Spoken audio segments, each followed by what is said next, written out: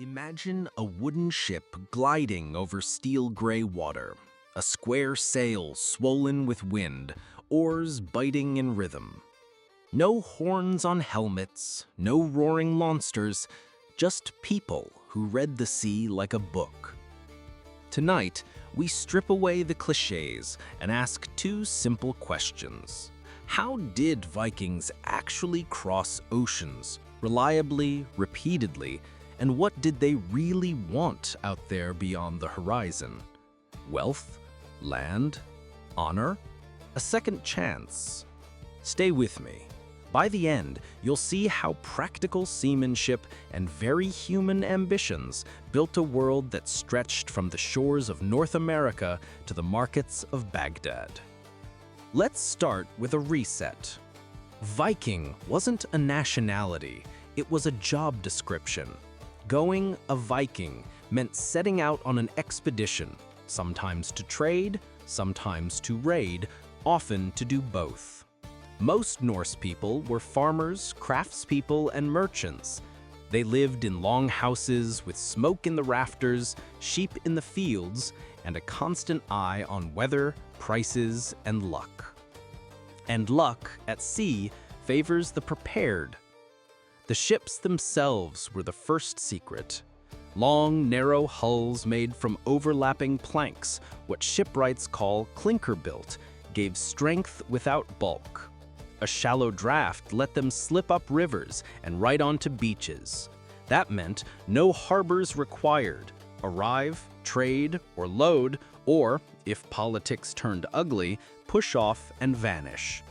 A single broad square sail of tightly woven wool turned wind into distance, while a steering oar on the right side, starboard, gave fine control. The bow and stern were nearly symmetrical, so if the wind shifted or a sandbank appeared, they could reverse course without turning in a tight channel. These weren't floating battering rams, they were flexible, amphibious platforms. But ships are only as good as their navigators. How do you set out across open ocean with no GPS, no magnetic compass in everyday use, and clouds that swallow the sun for days? First, they didn't always sail into empty blue. They used stepping stones, from Norway to Shetland to the Faroes to Iceland, then Greenland, and finally the shores of North America. Each leg was a manageable jump, timed to currents and seasonal winds. Yet even these jumps demanded real skill. By day, the sun is your compass. Its height and direction change with the hour and the season. Experienced sailors carried that map in their heads, where the sun should be if you're on the right course. On clear nights, the North Star, Polaris, anchors the sky. Sailors watched the star's height above the horizon, a living ruler that roughly told them how far north or south they were. But what about heavy overcast? Here, we enter the gray zone between demonstrated tools and clever theory. One artifact, found in Greenland, looks like a fragment of a wooden disc. Many scholars think it was a kind of sun compass, a device that uses a central pin to track the sun's shadow at noon and keep a consistent bearing during long summer days. There are also legends of a sunstone, a crystal that can reveal the sun's position through clouds by polarizing light. We can't say for certain that captains kept a sunstone in their pocket on every voyage, but we can say this: Norse sailors had a culture of experimentation. If a trick worked, following the sun's arc, reading the light's polarization, or watching the color band at the horizon, they used it. If it didn't, they abandoned it. This was practical science at sea. Practical too were the birds. Puffins, gulls, and especially ravens were living instruments. Release a raven. If it circles and returns, you're too far from land. If it flies straight and fails to return, follow the bird. Then there were whales and seals, predictable along certain currents, lines of seaweed, changes in watercolor indicating depth, and the chop of waves reflecting off unseen shores. Sailors also used a sounding lead, a simple weight on a rope. Drop it, feel the bottom, and smear pitch on the lead, and you bring up sand, shell, or mud. Each texture is a clue on the mental chart. This is the shoal near home. That rough sand belongs to the gravel banks before an estuary. Everything they carried served double duty. The line you use to lash a spar by day can measure your drift by night. The barrel that stores water at sea becomes roof and wall in a temporary camp ashore.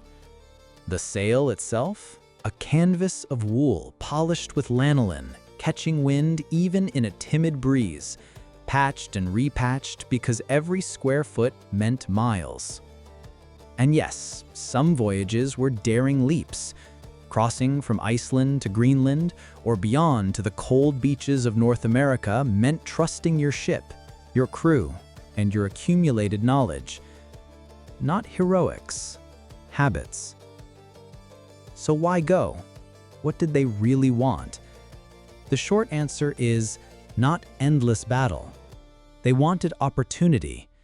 In the north, farmland was finite, and inheritance rules could leave younger sons with little. A summer expedition could reset the odds, trade furs for silver, amber for silk, hides for glass beads, walrus ivory for fine metalwork. Silver coins, whether Frankish deniers or Arabic dirhams, often ended up chopped into pieces, weighed and shared. This was an economy of weight, not faces on coins. Silver by the scale, not by the king. But wealth wasn't only silver, it was networks. Scandinavian merchants sat in towns like Hedeby, Birka, Hedeby, and Kaupang, hubs where river routes met sea lanes. From the Baltic, they pushed east, rowing and portaging along the great rivers to reach the markets of the steppe and the splendor of Constantinople. South through the Dnieper, east along the Volga, caravans of water, traders carried furs, beeswax, honey, and iron, returning with spices, fine cloth, and more silver than anyone back home had seen. They learned languages, swapped stories, took new words for their own, and sometimes took service as elite bodyguards in foreign courts. To go out was to find a larger map with your name on it. There was also raiding. We won't glorify it, and we won't spell it out. Raiding was a business model under a different rule set. Fast ships meant surprise, and political fragmentation along coasts and rivers meant targets of opportunity. Tribute payments, protection money in plain terms, could be staggeringly profitable. If the choice was pay in silver or risk your town, many rulers paid. That's a dark thread in the tapestry, but to understand the era, we acknowledge it without dwelling on it. Life at home was not a pause between voyages, it was the purpose. Think of longhouses, timber frames, turf roofs, a smoke hole above the hearth, benches along the walls, chests for storage, looms where women turned fleece into sailcloth and clothing. Women in Norse societies managed estates when men were away. They could own property, request divorce under certain conditions, and appear in law assemblies. Craft mattered. A good blacksmith could outfit a ship and earn status without ever seeing a foreign shore. A skilled weaver could quite literally make wind, weaving sails that gave a crew its wings. Speaking of law, we need to talk about the thing, the assembly. Out on a flat, wind-swept field, free people gathered, disputes were heard, and laws were recited from memory by a law speaker. Imagine justice as a public performance, with reputation and persuasion at center stage. In Iceland, the Althing became a national assembly where chieftains argued, witnesses swore oaths, and compromises were hammered out like iron on an anvil. These meetings kept violence from becoming the only language. They created a space where words could be tools too. Religion colored every decision. Before conversion to Christianity, Norse belief felt less like a set of commandments and more like a web of obligations to gods and ancestors, to land spirits and luck. Sacrifices could be symbolic. Feasts marked seasons. Oaths called on gods as witnesses. Later, crosses stood where once a god's image stood, and graves began to look different. But the sea remained the same partner, generous, dangerous, never fully yours. Let's sail outward again and stand on a chilly strand most people never expected Norse sailors to reach. On the tip of a new continent, a crew hauled a boat ashore. They found timber in abundance, no trees at home in Greenland, berries on low shrubs, and signs of animal life. They patched a roof, built a hearth, and proved a new land with careful tests. For a while, it worked. Then winds, distances, and local realities made the experiment hard to sustain. Even so, the fact remains, their seamanship carried them farther than their own maps and stories imagined. The engine of all this was social gravity. A voyage assembled people who needed each other. A captain whose name carried trust. A shipwright whose joinery wouldn't split under pressure. A sailmaker whose cloth wouldn't tear in a squall. A cook who could turn dried fish and barley into morale. And at journey's end, success meant sharing. Arm rings of silver cut and weighed, gifts passed in public to bind allies, and stories told around the hearth that made next year's crew lean forward and say, "I'll go." Now let's return to navigation with a sailor's eye. Suppose the wind backs to the west on the run from the Faroes to Iceland. You trim the square sail, brace the yard, and tack by turning the ship's bow through the wind. A slower maneuver than a modern yacht, but possible with practiced hands. If the day turns gray, the helmsman locks on to a low swell, the crew watches bird flight lines, and the navigator keeps count. Course, speed, time. Dead reckoning is simple math multiplied by experience. If you think you've drifted north, you might deliberately aim a little south to hit the island's long east-west coastline. Better to strike too low and follow the shore up than miss entirely into the empty. Fog? You listen. The sea skin changes around shallows. Distant breakers have a particular voice. Even smell matters.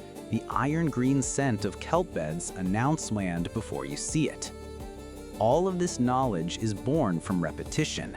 If there's genius here, it's the genius of attention. And about those horned helmets? No. Ceremonial art from a much earlier era gave horns to helmets in special contexts, but Viking Age warriors didn't wear costume props into sea wind. A practical people don't bolt sails to their heads. What about cities? Hedeby, at the root of the Jutland Peninsula, sat on a narrow neck of land.